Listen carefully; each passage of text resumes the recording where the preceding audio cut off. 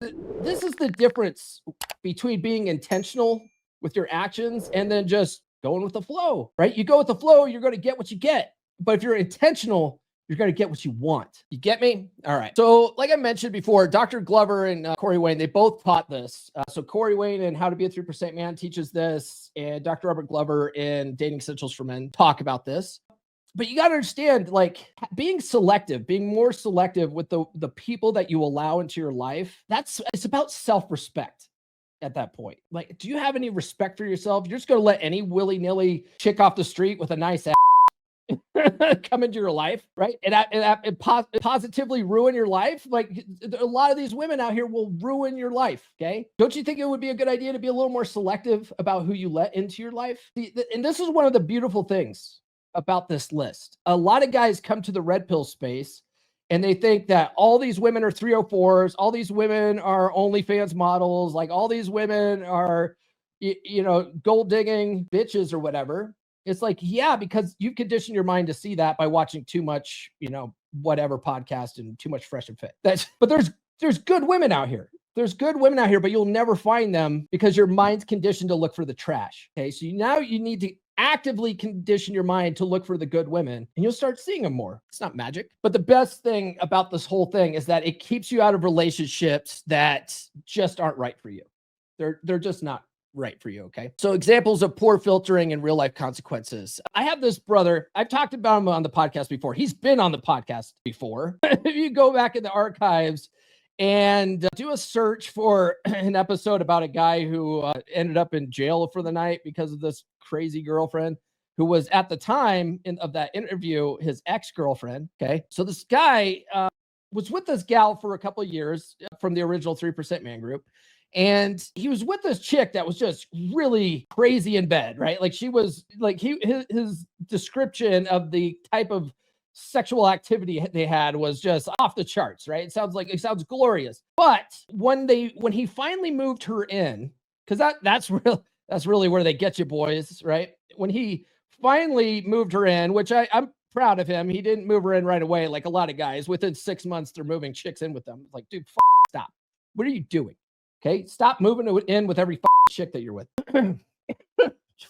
Anyway, so he at least waited a couple of years, finally moved her in because I think the big thing that was keeping him from doing it sooner, because he would have, was that they had this sort of longer distance. I think he had like an hour commute to see her, and he finally just moved her in to his place. Well, turned out she was a raging alcoholic, and she was, the kind of raging alcoholic that hides alcohol all over the house and has a nip like all throughout the day, and so she ended up becoming this like belligerent drunk that caused fights all the time. Like when she would drink, she would want to fight, right? And so then they would get into big arguments. He never learned how to maintain that emotional control when it came to arguing with women, and how like there's no point in arguing with women, right?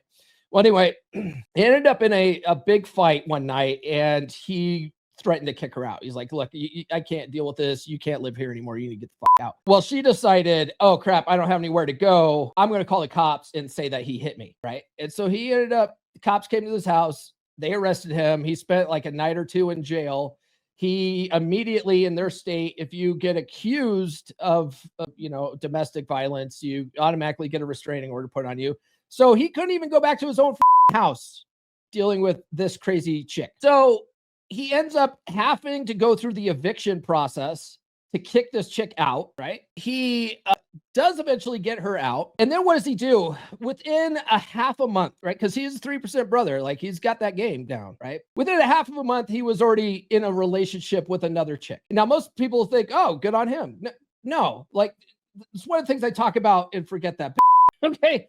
Like you need to take some time to heal after a breakup, even if you're the one doing the dumping. Okay. Like if you're the one doing the dumping, this is your book too. Okay. Anyway, he didn't do any of that because he couldn't be alone. And so he ends up in a relationship with the first chick that he's able to sleep with, like within a half a month. And he dated that chick for 3 months. And every time I heard from him, he was bitching and moaning about how she just wasn't as sexual as his ex, right? This chick just wasn't as into sex. I mean, she would lay there starfish style. She would let him have his, but she wasn't that into it, right? And that was really bothering him. It was really, eating at him. And I finally said, I was like, dude, why are you with this chick anyway? Like you never let yourself heal from this last relationship.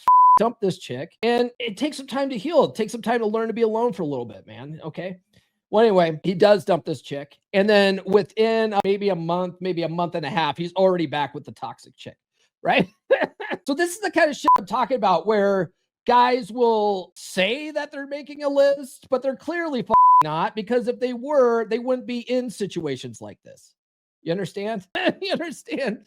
Now, if this sounds like you, and like your history with women has been this nonstop, cycle of toxic relationships, you need the list. Okay. You need the list, brother.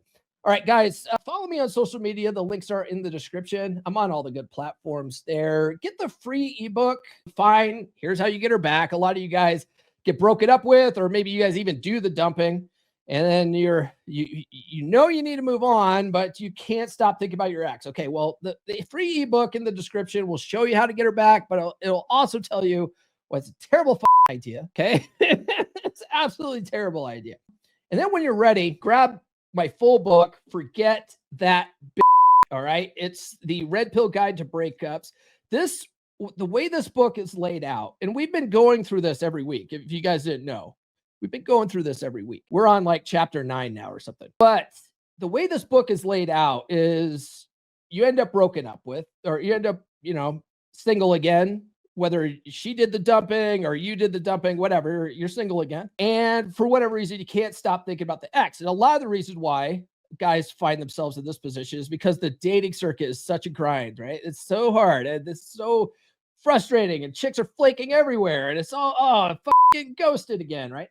God, another conversation about what my favorite color is. Like, no one wants to do that. It's annoying. So then you start looking at your ex like, well, at least she's familiar. It would probably be easier to get my ex back. And she starts looking like a low-hanging fruit. And so you start obsessing over your ex, right? That happens to a lot of guys. A lot of guys also, they get dumped, and that rejection breeds obsession, and they can't stop thinking about how they could have fixed it, right? And if I just had one more chance, so they start thinking about getting their ex back. And so the book explains why that's a terrible idea. And then it goes on to say, okay, well, you're going to try to do it anyway. So here's how you do it. Okay, now that you've gotten her back and it still ended the same, now it's time to actually fix ourselves, right? So that's how the book is laid out. And so the first part is about getting your ex back and finding out that's a dumbass idea, and now it's time to move on. The middle part is all about the healing process, and the end part is doing it right. So that's where we're at now. We're doing it right. Get the book on Amazon or Audible. Go to books.comeonmanpod.com, and you'll find all my books there. I'll drop a link to it in the chat if you haven't gotten this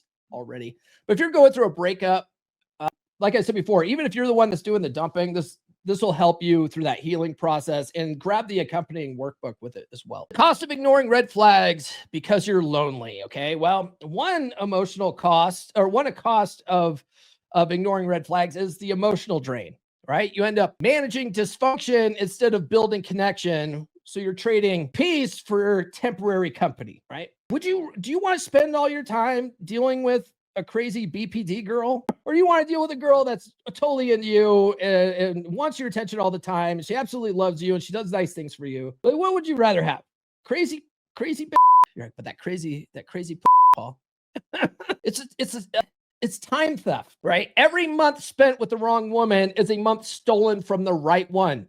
And from your mission, right? You're dealing with these crazy chicks out here. How often can you focus on your mission in life? Because she's a drama queen. She's always dragging you into her bullshit, and you let her drag you into her bullshit. And you can't focus on important stuff because you're always trying to like put out her fires and shit. Like, how often does that happen to you? Okay. Confidence crash, right? Tolerating red flags chips away at your self-respect, making you question your worth and your judgment. Eventually you start thinking, oh, these are the only kind of girls I can get. Oh, I have a type.